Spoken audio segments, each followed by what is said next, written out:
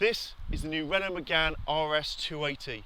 It's the latest in a long line of hot hatches from Renault, and I think they've done a particularly good job with this one. So today we're off to the classic motor hub, and we've got a couple of other hot hatches in tow, and we've got some lovely cars as well. So we've got an Alfa Romeo GTA, we've got a Clio Gordini, and we've got a Seat Cupra 300. Join us and enjoy the video.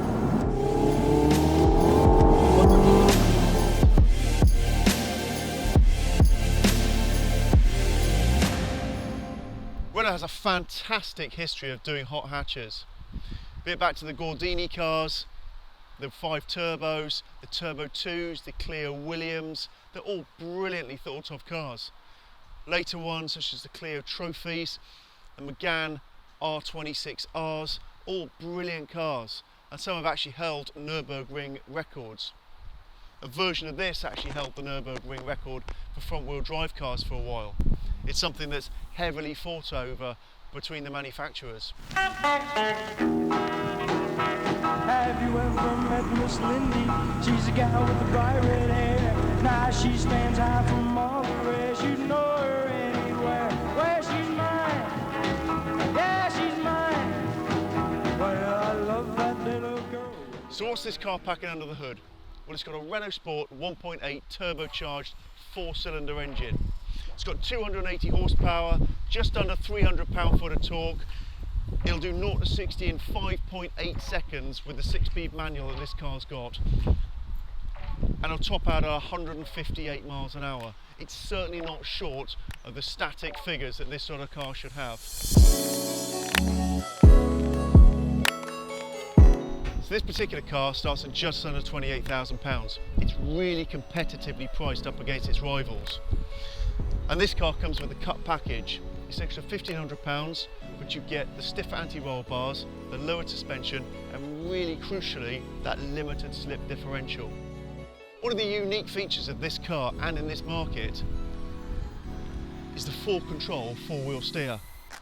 The rear wheels turn in the opposite direction to the front wheels in particularly slow and tight corners. Gives it a really tight turning circle.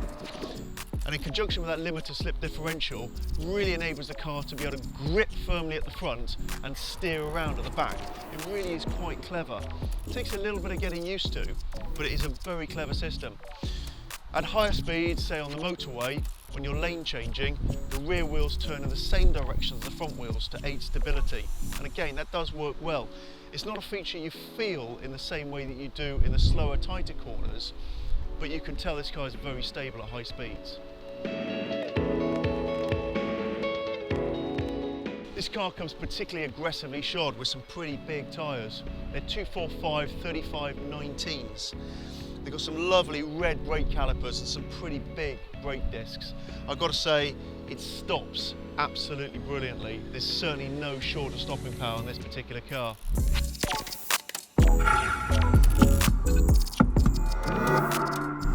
The Megane R.S. has 5 driving modes. Its standard mode for starting off with is neutral. The other 4, comfort, sport, race and personal. Personal allows you to individually configure it to your driving preferences. To change the modes, you press the RS drive button. Is it better to be on the steering wheel? I think it would be better. A little button somewhere just to click up or down would be quite nice, but it is just above the gear lever, so you can just give it a little bit of a nudge with your finger and off you go. And you can probably hear straight away it adjusts the revs when you go into sport mode from neutral. But you can tap into comfort when you just want to lope along and the dials go into blue, which is quite relaxing. Neutral, just black on white. Race goes into digital mode on the dashboard, but you can configure that. But it also turns the ESP off. So it's basically the same as sport, but you get a little less traction control. And then personal allows you to configure it, whether you want a bit more noise from the exhaust, how you want the dials, how you want the throttle response, so it allows you to play around with it. Obviously what this car doesn't have is the adaptive dampers that other models do have. So say something like the Hyundai iN Performance does have adaptive dampers. So this one, you can't change that. So it's got passive dampers. So however you do configure it, some of it is just down to preferences rather than how the car is actually going to grip the road. Just have a very quick look at what you can do in personal mode. So tap on personal, and there is a lot of configuring you can do. So you can change the dynamic driving system. There's a lot going on here. Exhaust sound, climate, engine sound design, and even the ambient lighting. So depending on your sort of preferences, you do have 5 colours to scroll through: green, red, blue, purple and yellow, and even its intensity. So you can certainly have the interior ambience to your preference. So as you can see from the dashboard and the central screen, you've got 4 different styles to configure to your tastes. So style 1, you've got a little bit more of a contemporary white on black. Style 2, obviously in sport mode, you get the red ring around the side, which is rather nice. Style 3, very much fully digital. And then style 4, certainly more of your classic standard analog dials, which is rather nice, I think. So, what do we think of it? Well, I've got to say it's been an absolutely cracking couple of days with this car. The only thing is, it's always on it. That you can't dial it down. You've got to be in tune with this car all the time. The main thing is, it's the ride. Can you live with that ride comfort of the Cut package? The Cut package is great. I think it looks fantastic with the suspension slightly lowered. I think it really helps having that limited slip differential, but you've got to be able to live with those stiff dampers. And that can be quite hard work. But the car's absolutely fantastic. It pulls like an absolute train.